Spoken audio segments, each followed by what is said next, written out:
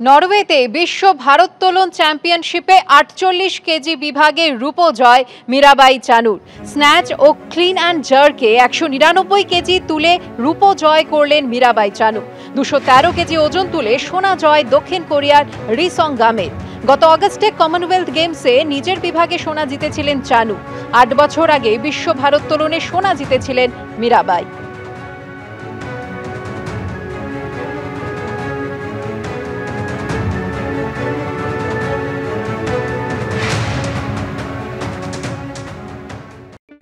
হাসি মুখে ঘরের মেয়েকে বিদায় জানানোর পালা। মুদিয়ালি ক্লাবে মায়ের বরণ সেরে সিঁদুর খেলায় মাতলেন মহিলারা। ভাগ করে নিলেন উৎসবের শেষ দিনের আনন্দটুকু।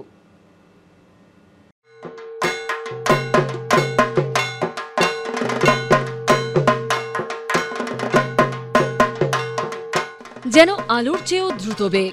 দেখতে দেখতে পুজোর ৫টা দিন পার। এবার উমার কৈলাসে ফেরার পালা। তার আগে পান পাতায় বরণ করে হাসি মুখে বিদায় জানানো প্রাণ প্রিয়া উমাকে। কানে কানে বলা, আবার এসো মা। প্রতিবারের মতো এবারও মুদিয়ালি ক্লাবে মায়ের বরণ সেরে সিঁদুর খেলায় মাতলেন মহিলারা। ভাগ করে নিলেন উৎসবের শেষ দিনের আনন্দটুকু। সঙ্গে ধামসা বাদলের তালে নাচ।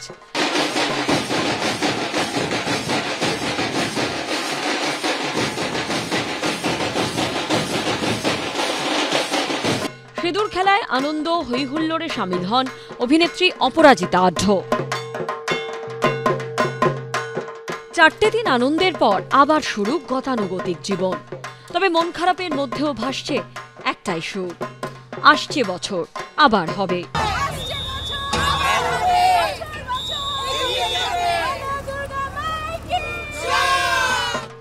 সৌভিক মজুমদারের রিপোর্ট, এবিপি আনন্দ, কলকাতা। নীলকণ্ঠ পাখি উড়িয়ে এবারের মতো বিদায় জানানো হলো গৌরীকে। চিরাচরিত প্রথা মেনে মাঝগঙ্গায় নিরঞ্জন হলো শোভাবাজার রাজবাড়ির দশভুজার। অপেক্ষা আরও একটা বছরে। জলের বুকে খেলা ভাঙার খেলা। পুজো পুজো পুজো, পুজো শেষ।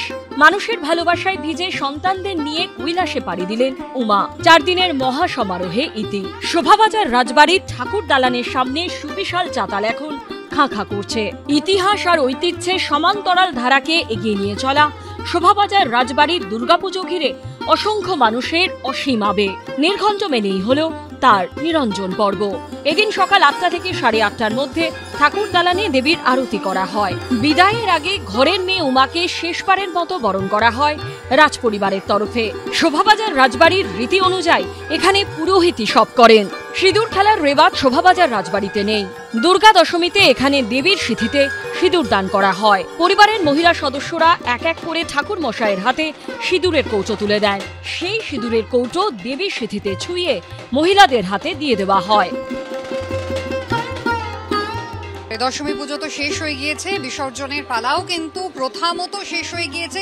ঘরের মেয়েকে কি আর এত সহজে যেতে দেওয়া যায়? আর তাই মায়ের সিঁথিতে যেমন সিঁদুরে রাঙিয়ে দেওয়া হয়েছে, তারপর সেই সিঁদুর নিজেরা একে অন্যের সিঁথিতে রাঙিয়ে নিচ্ছেন।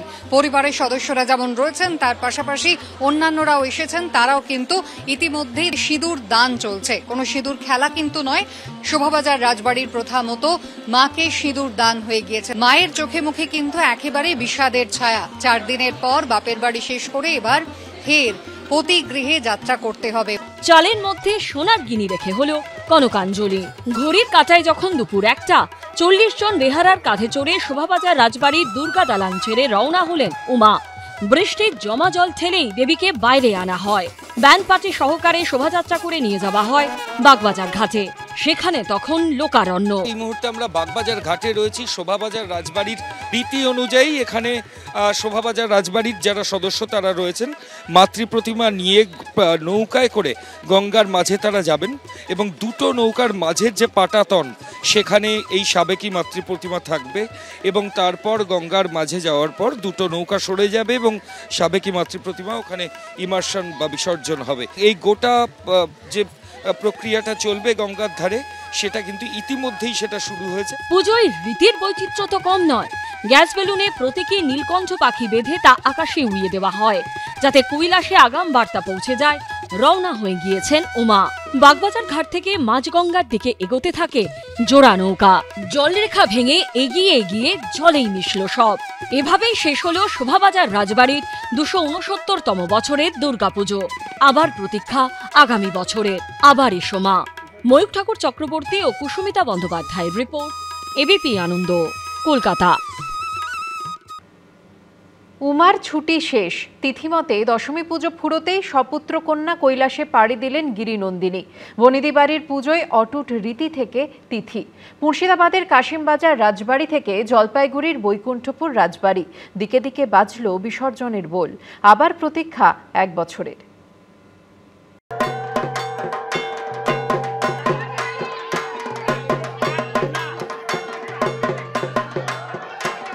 এলে যেতে হবে। আবহমান কালের এই নিয়ম থেকে ছুট নেই কারো। সেই নিয়ম মেনে পিতৃগৃহ থেকে এবারও কৈলাসে পাড়ি দিলেন উমা। বাপের বাড়িতে গতে বাঁধা মেয়াদ বলতে এই কটা দিন। তিথি মতে দশমী পড়তেই বাজল বিদায় ঘণ্টা। বাঙালির প্রাণের উৎসবে সমাপ্তির বাদ্যে। ঠাকুর থাকবে কতক্ষণ, ঠাকুর যাবে বিসর্জন। নিজস্ব রীতি ঐতিহ্যকে সঙ্গে নিয়েই প্রতি বছর দুর্গাপুজো হয়ে আসছে মুর্শিদাবাদের কাশিমবাজার রাজবাড়িতে। এবারও নির্ঘণ্ট মেনে হল দেবীর দর্পণে বিসর্জন। আয়নায় ভেসে উঠল উমার জল ছলছল মুখ ছবি। রাজপরিবারের সদস্যরা একে একে তা দর্শন করলেন। হল সিঁদুর খেলা। পুজো শেষ, মা তো সবসময় সঙ্গে আছেন। এই কটা দিন মাকে পেলাম আমরা কাছে সবাই, এবং সবাই এসেছেন প্রচুর। এখানে আমাদের অনেকে দেখতে এসেছেন, পুজো দিয়েছেন। সবাই ভালো থাকুন, সকলের জন্য অনেক অনেক শুভেচ্ছা। রাজত্ব জমিদারি কিছুই নেই, কিন্তু এভাবেই অটুট আছে ঐতিহ্য, পরম্পরা, বনেদিয়ানা। দুর্গাপুজোর দিনগুলোয় রাজ্যের নানা প্রান্তে পুরনো রাজবাড়িগুলো যেন নতুন করে প্রাণ পায়।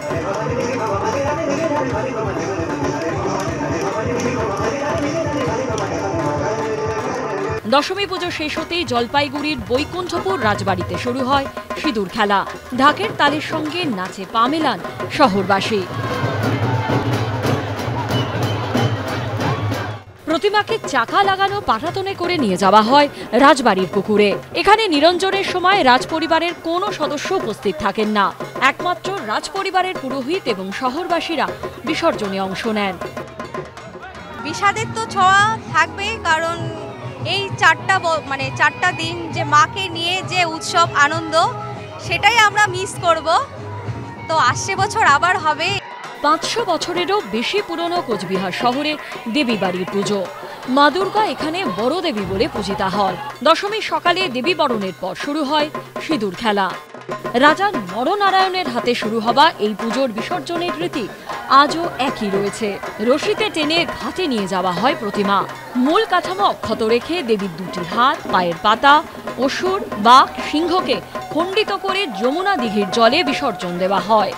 রাজীব চৌধুরী, শুভেন্দু ভট্টাচার্য ও রাজা চট্টোপাধ্যায়ের রিপোর্ট, এবিপি আনন্দ।